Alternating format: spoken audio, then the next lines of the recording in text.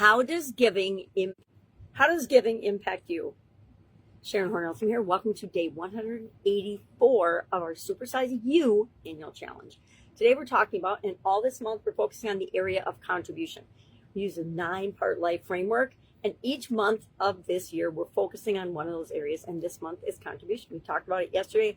What does it mean to you? And we rated ourselves on a scale of 1 to 10. How big a contributor to the whole world do we think that we are? Or do we believe that we are right now? And we're going to ask ourselves that at the end of the year, or at the end of the year too, but sneak peek, the end of the month. So today we're talking about the psychology of giving.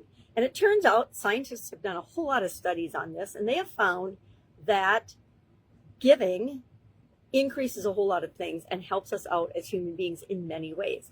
It helps us to, it actually releases the same hormones as the emotion and the feeling of love.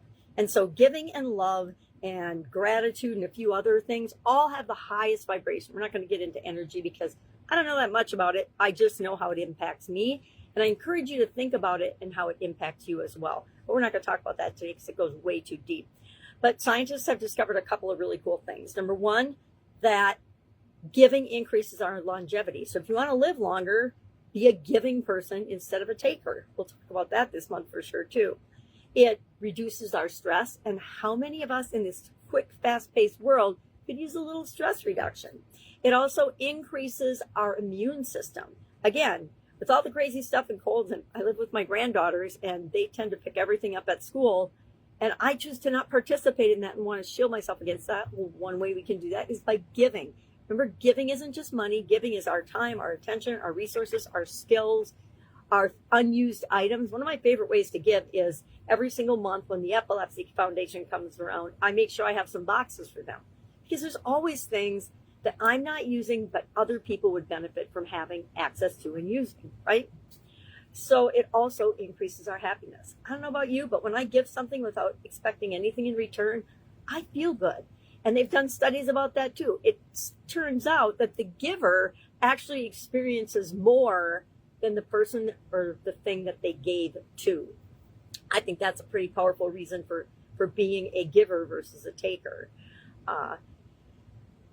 Giving doesn't require money. We've talked about this a lot, and we'll continue. I'll talk about it all month long because a lot of what I give isn't money anymore, because I found that just giving money and putting money towards something, it doesn't feel the same as if I give more of my true self to something, to a person, a place, a thing, an organization. I think it's much more valuable, in my humble opinion, to give your skills, your energy, your attention, your expertise to other people and to organizations that you can help and you care about and are passionate about, than to just write a check, right? Sometimes we're super busy and all we can do is write a check, but other times we can get a much better feeling by truly engaging and participating in the activity of giving.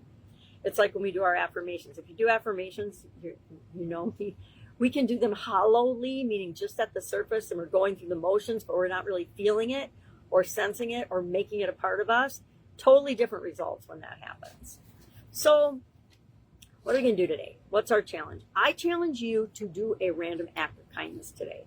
To me, random acts of kindness, and we'll probably have a whole day on this, is one of the fastest, easiest, best ways to give, because we just give spontaneously when the feeling strikes us, when the situation comes up and we're aware of it and we're like, oh, I can help with that, and then we help. Again, it's not being a busybody, bossy person and trying to interfere in other people's lives. It's like seeing a problem and saying, oh, I have a solution for that. I can help with that. And it's not selling. It's totally different. So think about this today. Think about your past, current, and future desires in the area of giving. Do you want to change the way that you give? Are you a giver? Or have you, up until this point, been more of a taker, more of a receiver than a giver? I'm not going to get into this. I better not even go there. All right. So when have you experienced the helper's high? Have you ever had that dopamine, oxytocin, serotonin hit when you give? I will tell you what, if you feel that, if you get that, you are totally on track and flowing with the right thing to do for you. Might not be the right thing for me, but it might be the right thing for you. I always loved helping out in food kitchens and things like that because I was in the food industry, and it felt good to me. It felt good because I was being able to do something that was in alignment with my business goals at that time and was in alignment with that. It had nothing to do with the business. It just was a way of giving back. What belief could be holding you back from giving? Is it something scarcity, like, oh, I don't have enough time as it is. I don't have enough anything or energy as it is. How am I supposed to give to other people and help other people out? Again, what we give is what we receive. So if we don't have enough time, and I discovered this a long time ago, if I don't have enough time, the best way for me to actually make more time and get more time and experience more time is to give and to help out in areas in ways that I can. And so I am a big believer in doubling up on things and doing, not killing two birds with one stone, but that's the idiom that popped into my head.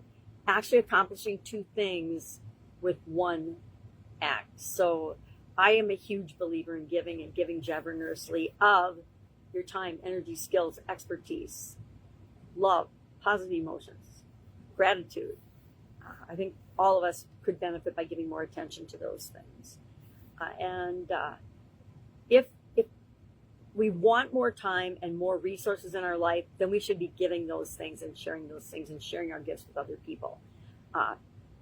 Do we have any false beliefs around money still? And there's not enough time, there's not enough money for me to give, etc. And there have been so many, again, more scientific studies on the power of actually giving things away at a point when it almost feels like a sacrifice.